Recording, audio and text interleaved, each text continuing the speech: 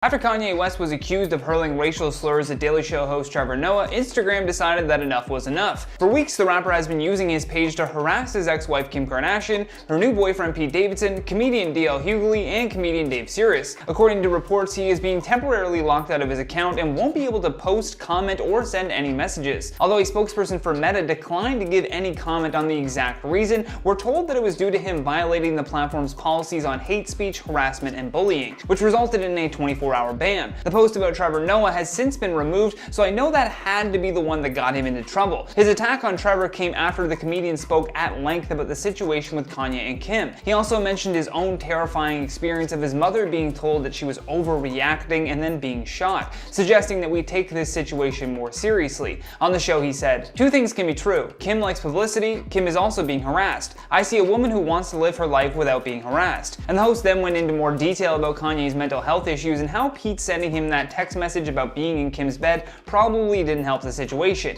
He also added, "What she's going through is terrifying to watch and shines a spotlight on what so many women go through when they choose to leave." Now, as I mentioned earlier, Meta did not give an official statement on the matter, but according to TMZ, a spokesperson told them that they will be taking additional steps if further violations happen, which could mean a total ban on Kanye's account if he keeps this up. Before Kanye or Instagram or Meta or whoever deleted that post, Trevor Noah actually left a comment on it. In a lengthy comment responding to Kanye's attack on him, Trevor said, "Damn, here we go again. Everybody's saying what's not for him. There are few artists who have had more of an impact on me than you, Ye. You took samples and turned them into symphonies. You took your pain and through the wire turned it into performance perfection. I thought differently about how I spend my money because of you. I learned to protect my childlike creativity from grown thoughts because of you. I still smile every time I put on my seatbelt because of you.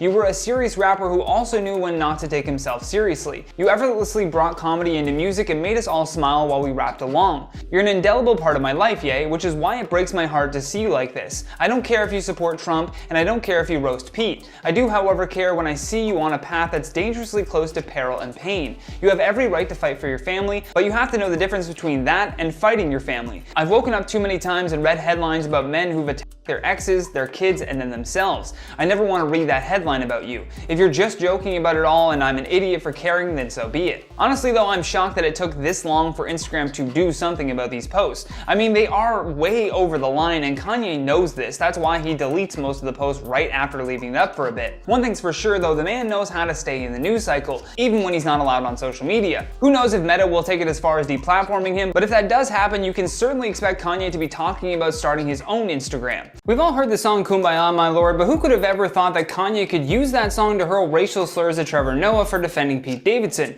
The word Kumbaya is believed by many music historians to be Pidgin English and a transliteration for the prayerful plea to God of "come by here." However, the first part of that word could be twisted to be utilized as a racial slur, which is exactly what we saw Kanye doing at 5 a.m. He posted a photo of Trevor Noah's Google profile, and while you can see what he was calling him in that caption, it's clear that Kanye must have been up late watching last night's Daily Show because Trevor spoke about the ongoing feud with Kim, Kanye, and Pete. Despite many people suggesting that this was all just a publicity stunt for the new Kardashian show on Hulu, Trevor warned that people should be taking this more seriously. On the show, he said, "Two things can be true. Kim likes publicity. Kim is also being harassed. I see a woman who wants to live her life without being harassed."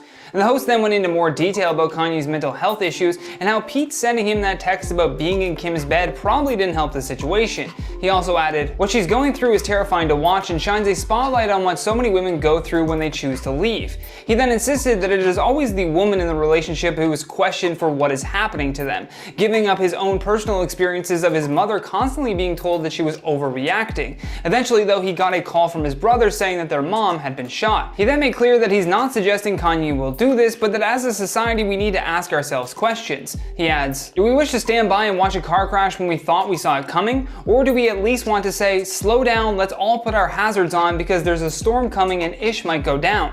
If Kim Kardashian cannot escape this, then what chance do normal women have?" And Trevor was simply offering up his own experience of having his stepfather take his mother's life and suggested that we stop joking about Kim and Ye's divorce. In addition to coming after Trevor Noah, Kanye also has been posting non-stop about comedian DL Hughley, although I can't tell if this is hate mail or a love letter. In one post he's mocking DL's outfit, and then in another he writes, "Funny thing is we'll probably end up being friends. I used to defend him back when he had work. Like, nah, he funny, you just gotta watch it 1 trillion more times times to get it. I mean, at least with him posting all of these new celebrity feuds, we are less likely to see him trashing the mother of his children online, but he did post about Pete a few times before he went off on DL and Trevor Noah. In earlier Instagram posts, Kanye posted an article that was calling Pete out for a bad joke of his, and in the caption, Ye writes, "Yet another reason why Skeet gotta stay away from my children. Oh, and nobody noticed that he ain't show up to SNL because Mr. I Can Help You With Your Meds had a mental breakdown after we ran him off the internet. Skeet, you not built for this. I already blacked the Super Bowl out on you. Apologize to your family for being in your family."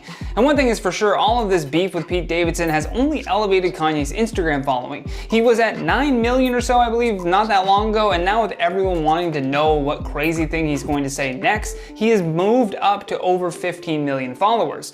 Recently, Kanye West has been releasing these poems on his Instagram. The first one was about divorce, and now he has penned a very ominous poem about his own death, something that he claims has already occurred. In the caption, Kanye writes, "I feel already compromised that I have to justify my expression after over 20 years of art that I have contributed to the planet, but I also see the need to make sure we as a species are allowed to still feel anything. Men not allowed to cry, celebrities not allowed to cry. I will not explain this new piece, for the explanation destroys the mystery and magic of true love and puts it in a box that can be counted. Art is subjective. Art only works when it is the artist's absolute truth. Someone's truth can be another person's lie. We don't all have to feel the same because we are not the same. Without further ado, I present to you my latest creation. It is called Death." And the poem itself is great, and obviously I don't know his exact intentions behind each of the lines, but I do get a strong vibe that he's speaking about his recent struggles. More specifically, the drama that unfolded in his divorce with Kim Kardashian. In the poem, Kanye says, "No one wanted to tell me I was dead, and only people that would talk to me were in my head. No one wanted to tell me I was dead.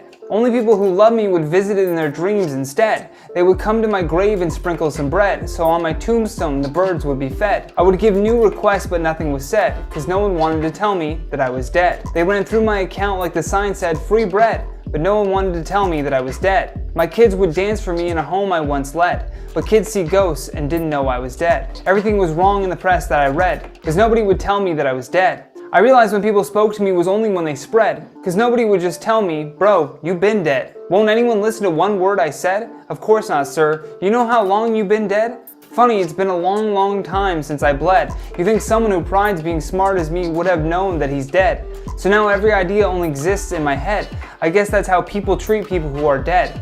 I found out one day at the newsstand of Purgatory, there was a front page article of my murderer's story. I was so surprised at what it said. This info is for the living, and surprise, you're dead. And as I said, there are a lot of lines in this poem that point to the multiple struggles that Kanye has been going through, talking about the house that he once led, which is seemingly referring to the fact that Kim K now owns that family home. He also touches further on his disdain for the media, adding in a line that everything was wrong in the press that he read. And the part though that is shocking for most is those last few lines of the poem. Kanye speaking about meeting his demise is a new darker side of Ye that I think most people are used to. I mean, the animated music video he did already had an ominous tone to it, but these poems are definitely showing off more of that darker side to Kanye. It could very well be the effects of his first divorce, but we've seen his music and art change so much over the years. We could be witnessing a turn into a new era of Kanye West. Whatever this is, we hope that it just heals him faster so that he can stop stalking his ex-wife. Kim Kardashian is begging Kanye West to stop with this hurtful narrative that she won't allow him to see his own kids. As many of you know, Kanye has been using his Instagram as a way to hash out all of this dirty laundry with Kim and her new boyfriend Pete Davidson. The other day, Pete did something that not a lot of people saw coming and actually stood up to Kanye West. Although he may have taken it a tad bit too far with the shirtless selfie and the text message saying, "I'm in bed with your wife." Now it seems like Kanye is getting his legal team together and gearing up for another meeting in court with Kim. This time though, it will be to handle custody issues in the divorce. That is, unless he can make some kind of agreement with Kim on splitting up time with their kids, but after his recent Instagram post, I don't think that that's going to happen. The other day, Kanye posted a photo of North's backpack that had a Kim, Kanye, and an alien face pin on it. In the caption, he writes, "This was on my daughter's backpack when I was allowed to see her last week. This is why I go so hard for my family. I am wired to protect my family at all costs. As the priest of my home, don't worry, Northie, God is still alive." To which Kim replied, "Please stop with this narrative. You were just here this morning picking up the kids for school." And sources who apparently have direct knowledge of the situation tell the press that Kanye's lawyer Samantha Spector is going to be making custody her #1 job. The big problem with these two is that they never actually decided on custody. They honestly believe that they could just handle all of that on their own, but obviously it's not working out. With no formal arrangements made for custody, it makes things extremely difficult to split up time with their kids. So for the first time, Samantha Spector is going to try and establish something more formal between Kim and Kanye. However, if for whatever reason this doesn't happen, she will have to ask a judge to impose some ground rules for both to follow when it comes to custody and visitation. Now, the other piece of this puzzle that's hard to work around is Kanye's frequent traveling outside of LA. This is just making it much harder to formalize an actual custody arrangement when his scheduling is just constantly changing. Even with saying that though, a formal arrangement is definitely necessary for both of their sanity. This is Kanye's first divorce and Kim's third, so it's understandable that Kanye isn't going to be handling this as well as Kim is. I get why he is so adamant about wanting to be a part of their lives, especially North, who is his first daughter. I don't agree with his actions, but I understand why everything is unfolding the way that it is. With Kim and Kanye barely being on speaking terms after his outburst, it will certainly be tough for them to reach an agreement. Like I always say though, for the sake of their kids, I hope that they can figure this all out. Despite being a target in a lot of Kanye's latest posts, Kim is remaining hopeful that they will work everything out. According to Us Weekly, an insider told them, Kim is deeply hurt by the fact that North could come across Kanye's post and it could affect her. She's doing her best with joint custody, but there are certain things that are hard to control. Aside from his issues with Pete Davidson and not seeing his kids when he wants to, Kanye really wants to stop North from using TikTok. In a clip he shared to Instagram, Kanye says, I told her to stop antagonizing me with this TikTok thing. I said, it's never again. I'm her father. I know y'all don't respect fathers and the idea of family, and the media tries to promote something. I said, I am not allowing my daughter to be used by TikTok, by Disney. I have a say-so. If a custody arrangement does eventually come out of all of this, I can guarantee you that Kanye is going to try and add in a section or something that says his kids can't be on TikTok until they're at least 18.